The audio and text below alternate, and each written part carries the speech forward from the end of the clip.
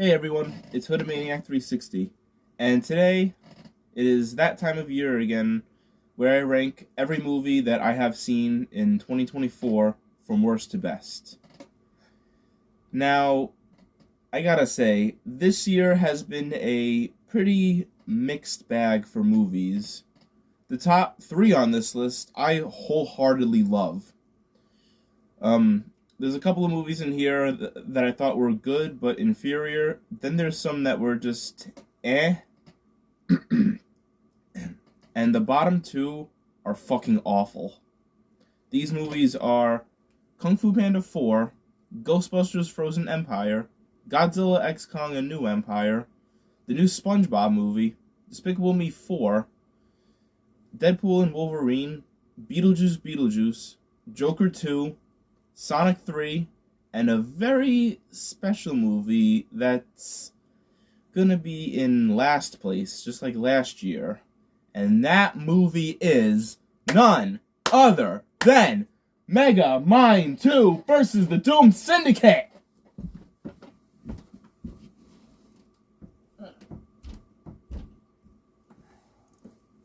Ow.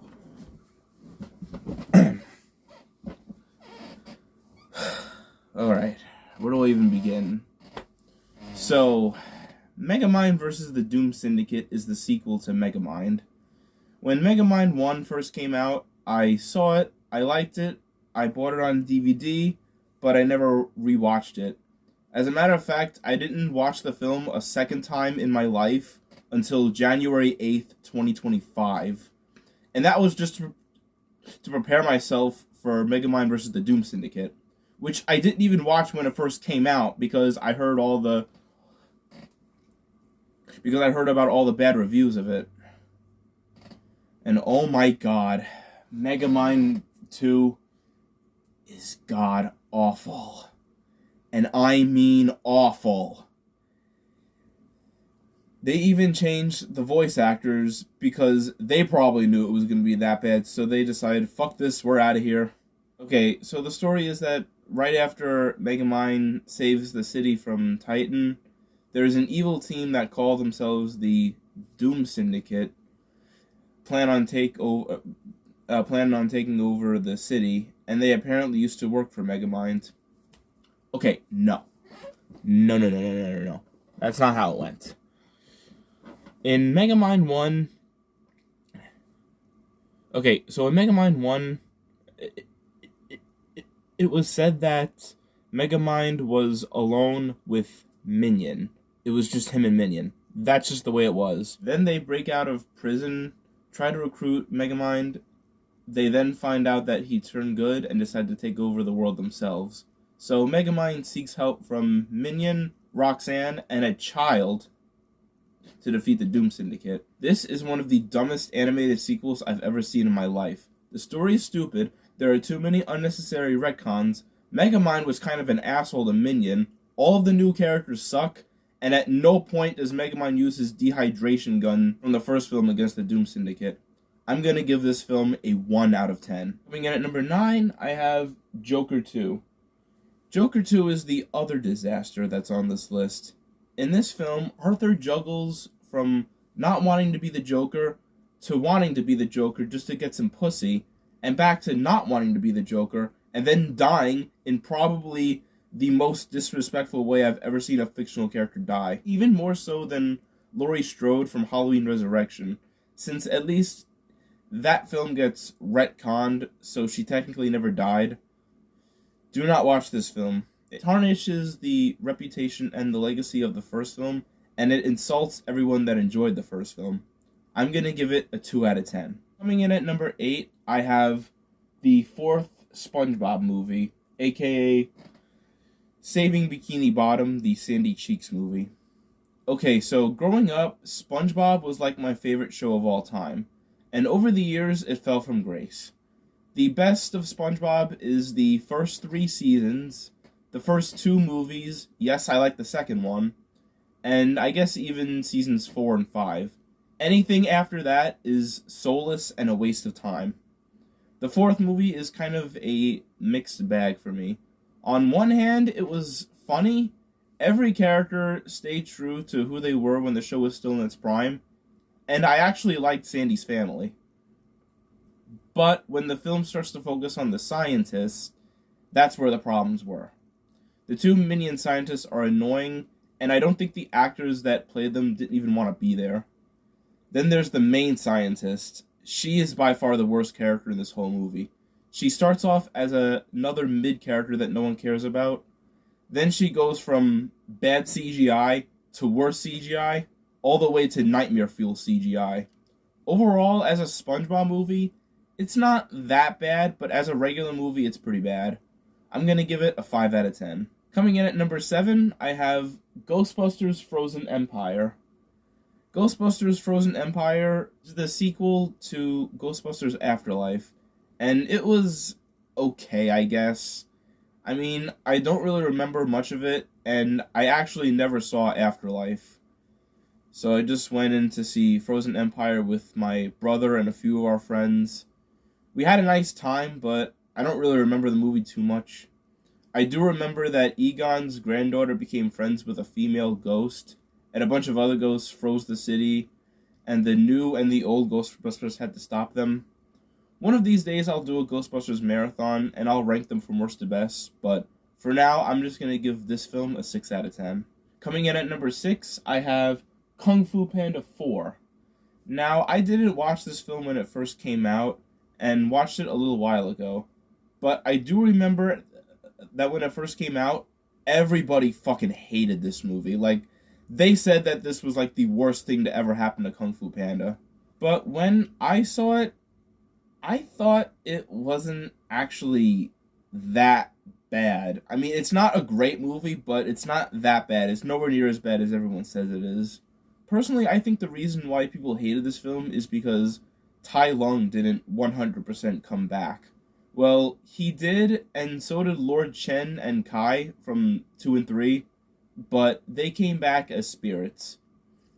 Now, I just want to say this right now. They're not coming back. They're dead. Po killed them all.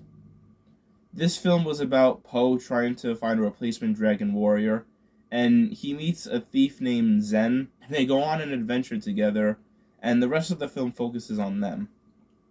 I personally thought this film was pretty okay. It had a decent story. It was funny, actually. And the side plot with both of Poe's dads was pretty awesome. The only thing I hated was the chameleon. Her backstory is just a bunch of kung fu masters refusing to train her because she's short. Okay, does Mantis not exist anymore? And also her plan was to steal the spirit staff that Master Oogway had and use it to open the spirit world and steal the kung fu energy from Tai Lung and a bunch of other dead kung fu masters. And also when Tai Lung comes out of the portal, she orders her minions to attack him, and he beats the shit out of them. Then he gets his ass kicked by the chameleon, and she steals his powers. You know, she could have overpowered him and stole his powers without wasting her henchmen. And also, I'm not really too sure about Zen becoming the new Dragon Warrior, possibly, but we'll see how Kung Fu Panda 5 goes. Overall, Kung Fu Panda wasn't great, but it's definitely overhated. I'm going to give it a 6 out of 10. Okay, so coming in at number 5, I have Despicable Me 4. Despicable Me 4 is another overhated movie. In this film, Gru and his wife Lucy have a baby. Gru makes another enemy, except this time he finds out where they live. So Gru, Lucy, and his kids have to go into a witness protection program, but they end up getting caught. The best part about this film is that the Minions took a bit of a backseat. Now, I don't necessarily hate them. They're just not for me, and I think this franchise does better when it focuses on Gru and the other characters. Overall, this film is on the same level of enjoyment as Kung Fu Panda 4, minus the flaws from Kung Fu Panda 4. I'm going to give it a 7 out of 10. Coming in at number 4, I have Beetlejuice. This film is the sequel to the original Beetlejuice from the 1980s, and it has Michael Keaton reprising his role as Beetlejuice. Now, Here's a bit of a hot take. I think Beetlejuice 1 is kind of boring. I know. Yes, it has its fans, but it just didn't really do anything for me. Beetlejuice 2, on the other hand, I thought was hysterical. Now, yes, it does have too many plot lines and it does drag on for a little while, but honestly, Beetlejuice was way funnier here. And I liked that he had an ex-wife that even he was afraid of. And I also liked that the daughter from the first film had to briefly team up with Beetlejuice to find her daughter. Overall, you're either gonna like this film or you're gonna hate this film. I personally liked it. I'm gonna give it a 7.5 out of 10. Coming in at number 3, I have Godzilla x Kong: A New Empire. This film was awesome. It's the sequel to Godzilla vs. Kong from 2021, and this time Kong has to team up with Godzilla to take down the Scar King, whom is essentially a thinner and crazier version of Kong. Kong also befriends a child monkey. Then Mothra shows up, and together the four of them take down the Scar King. It's not perfect though, it does kind of recycle the plot of Godzilla vs. Kong, but other than that, it was amazing. The Monsterverse continues to take W's, and I can't wait to see what they do next. Overall, I rate this film a 9 out of 10. Coming in at number 2, I have Deadpool and Wolverine. Deadpool and Wolverine is by far the best MCU movie of all time. Better than any Avengers movie, any Guardians of the Galaxy movie, and even better than the first Iron Man movie. Both Deadpool and Wolverine worked extremely well together, and the cameos of the Forgotten Fox heroes were also awesome. This was also a very funny movie, just like Deadpool 1 and 2. My favorite scene was probably when Wade and Logan were in the car, and Logan yelled at him, and Wade says, "I'm gonna fight you now." And then they beat the crap out of each other with that one Grease song playing. Whoever thought of that scene is a fucking genius. I really do recommend this movie. Overall, I give Deadpool and Wolverine a 10 out of 10. And finally, coming in at number 1, I have Sonic 3. If you've seen my last 2 videos, then you probably had a strong feeling that this was going to be number 1. And since I already made 2 videos talking about this film, I won't talk about it for too long. Sonic 3 is by far the best film in the Sonic movie trilogy. Sonic, Tails, and Knuckles now have to go up against Shadow the Hedgehog, and Shadow has help from Gerald Robotnik, whom is planning on blowing up the Earth, and a lot of interesting stuff happens throughout the film. Overall, this film was absolutely amazing, and I give it a 10 out of 10, just like last time and the time before. Alright, you guys, I hope you enjoyed this video. Please leave a like, subscribe, comment down below what you want me to review in the future, follow me on Twitter and Twitch, and also, thank you so much for over 800 views on my last video. I honestly did not expect that video to blow up. Thank you all so much. I'll see you guys in the next video. Later.